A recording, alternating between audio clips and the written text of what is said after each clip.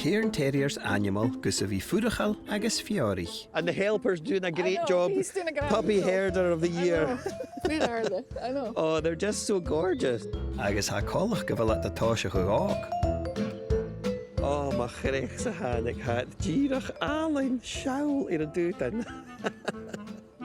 Agus a bhrú raver. Lán lús agus lán spárs.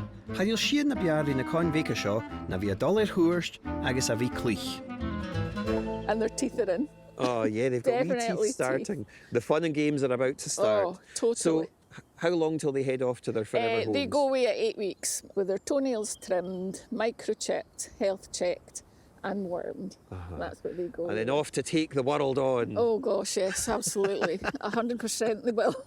What are the best attributes of the breed? I think they're just little social hand grenades, and I just think a home's not a home without a terrier. I just love terriers.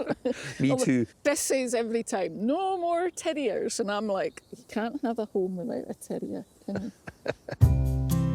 Well, chanúring á hén gynna bhí a gúnta thuirí sin. They're fast, aren't they? Right, we're missing one. There's one behind you there. Perfect, that's fine.